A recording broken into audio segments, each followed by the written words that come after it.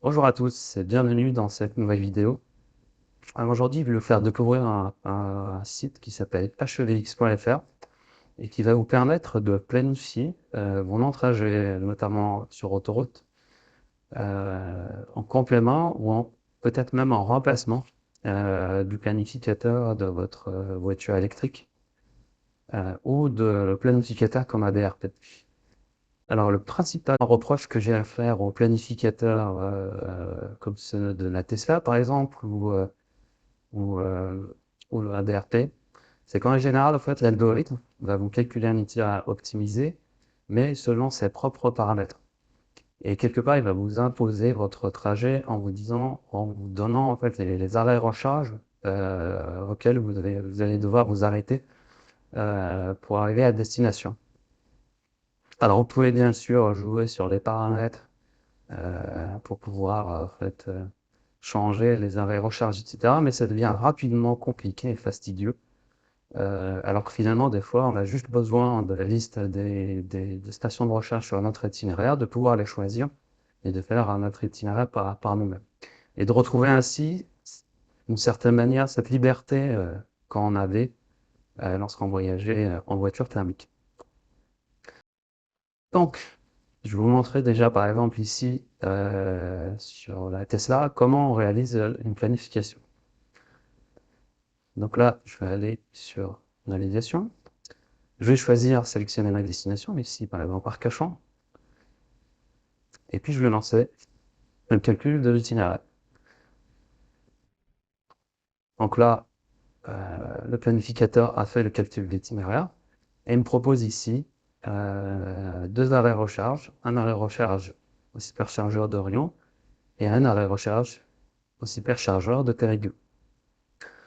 Alors, un arrêt de 26 minutes à un arrêt de 17 minutes. Bon, c'est plutôt correct, c'est plutôt un itinéraire et un plan relativement correct. Mais par contre, je dois suivre cet itinéraire. Dès lors que je veux changer quelque chose et je veux m'arrêter ailleurs, soit avant, soit après, je peux pas le faire. Et en fait, je suis obligé de suivre l'itinéraire imposé. Or, finalement, des fois, ce dont on a besoin, c'est juste de se dire, euh, je choisis moi-même en fait mes stations et les arrêts recharge. Donc, on va arrêter ici l'itinéraire et puis on va découvrir une autre façon de faire. Donc, il utilise le site hevx.fr.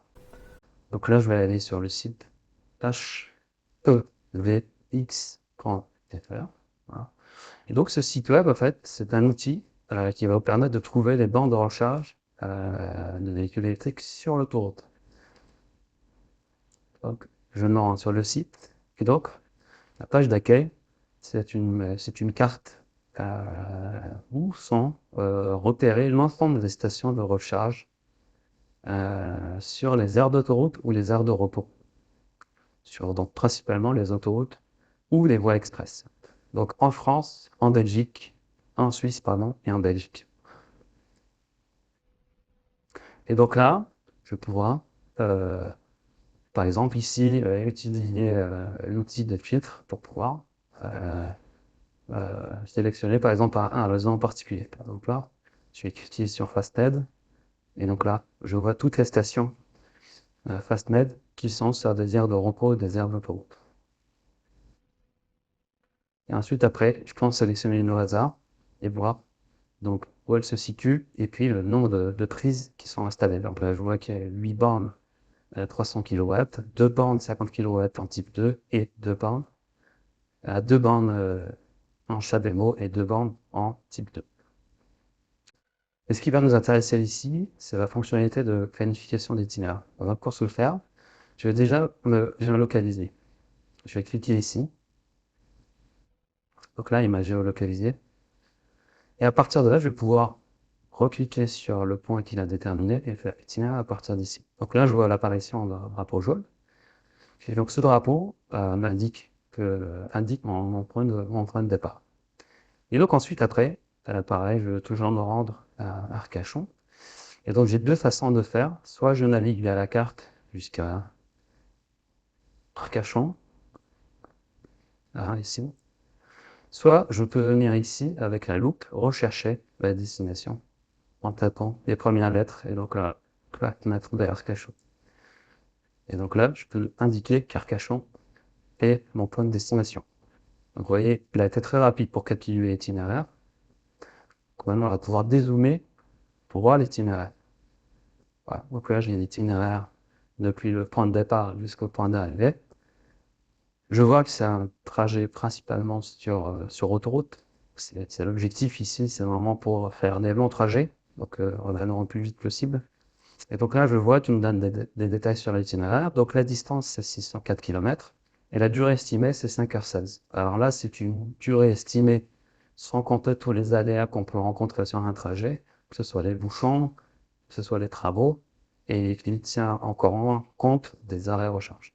Donc là, c'est la durée minimale finalement du trajet si on devait rouler tout le temps aux vitesses limites.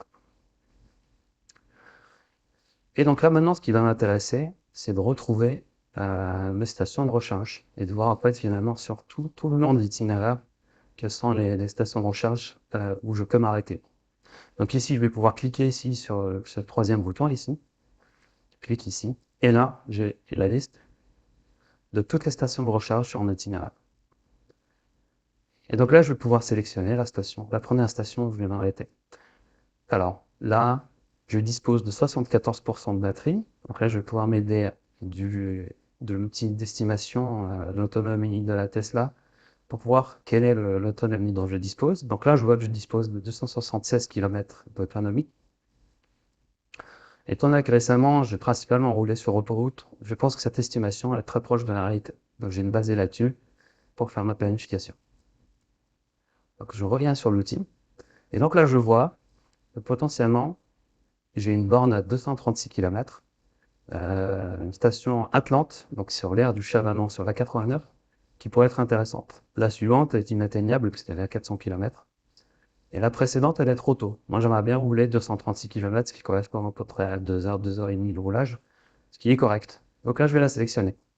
Je peux même aller la visualiser. Alors là, elle apparaît pas parce que j'ai filtré. Donc là, il faut que je remette tous les opérateurs. Et donc là, tu la vois. Donc là, je vois, je vois qu'il y a 10 bandes 300 kW, 20 bandes 150 kW.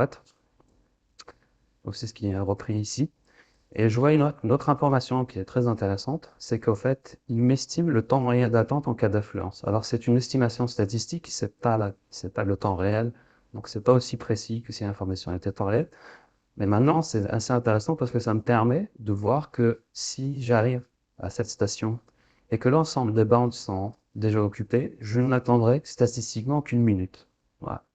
Donc ça permet d'avoir une indication sur le temps d'attente. Donc avec une belle station comme ça, avec un nombre de bornes et de prises aussi important, effectivement, je pense que je n'attendrai pas plus d'une minute en cas d'affluence. Donc voilà, maintenant j'ai mon premier arrêt, ça me va bien. Et puis je vais pouvoir maintenant planifier mon deuxième arrêt. Parce que là, je pourrais pas atteindre 600 km, je pourrais pas faire le trajet d'une traite sans un deuxième arrêt. Donc en général, moi j'ai l'habitude sur les longs trajets de m'arrêter 25 minutes, 20-25 minutes par arrêt, ce qui me permet en général de revenir à 80% de la batterie. Donc c'est ce que je vais faire là, à l'occasion de cet arrêt sur la bûche maintenant, je vais recharger jusqu'à 80%, puis je vais repartir. Donc en général, 80% de batterie sur mon véhicule me permet d'avoir ouais, facilement 250 km d'autonomie sur autoroute. Donc je sais, donc si je fais 250 plus 236, j'arrive pour les environs des 500 km. Donc là, je vois qu'il y a une station, donc l'aire totale des Talembières, là toujours sur la 89, qui pourrait bien correspondre à un deuxième arrêt. Donc là, je vais la sélectionner, elle va bien. C'est une belle station avec 21 bornes 300 kW en CCS. Et là aussi, il m'estime qu'un temps d'attente en cas d'affluence de moins d'une minute. Donc moi, ça me va bien. Et voilà. Et donc là, mon itinéraire est préparé. Si je veux, je peux changer, je peux prendre d'autres stations, mais là, pour le coup, celui-là, il me conviendrait très bien dans le cadre d'un trajet entre mon point de départ et Arcachon. Et donc là, une fois que j'ai fait ça, je vais pouvoir exporter via le dernier bouton ici. exporter l'itinéraire sur Google Maps. Voilà. Donc là, je vais pouvoir retrouver l'itinéraire que je viens de construire sur Google Maps avec les deux points d'arrêt qu'on vient d'évoquer. Donc le point d'arrêt est sur la station Atlante et le deuxième arrêt sur l'air, sur la station Total Energy. Voilà. Après, là, je me retrouve dans l'environnement Google Maps. Je peux faire des modifications, rajouter des arrêts, faire toutes les modifications que je souhaite. Et puis, une fois que je suis satisfait de cette itinéraire, je peux l'envoyer ensuite après vers mon téléphone. Donc, je pense que cet outil HEX.fr mérite d'être connu. Moi, je l'utilise assez régulièrement maintenant, car avec l'expérience et la connaissance que j'ai maintenant de mon véhicule et des différents trajets, j'ai déjà fait 40 000 km avec le véhicule. J'ai roulé sur des courts, des moyens, des très longs trajets. Donc maintenant, je sais quelle est l'autonomie à peu près de mon véhicule sur autoroute, sur les longs trajets. Et donc, je suis plus à même en fait finalement de choisir mes arrêts et recharges, ne pas nécessairement dépendre d'un planificateur qui va m'imposer un plan à exécuter, quoi. Donc je retrouve finalement la liberté que j'avais lorsque je voyageais en thermique en utilisant un outil comme HEX.fr. En plus de ça, il est gratuit, c'est un site web, donc il est disponible pour tous sur tous les supports. Il est accessible depuis n'importe quel navigateur, que ce soit sur PC, que ce soit sur smartphone, que ce soit depuis le navigateur de votre véhicule. Et il est vraiment très très simple, comme j'ai pu vous le montrer, et très simple à utiliser. N'oubliez pas de liker, partager et vous abonner si vous avez aimé cette vidéo. Et je vous dis à très bientôt pour de nouveaux outils et astuces. Et je vous souhaite une très belle route. À bientôt.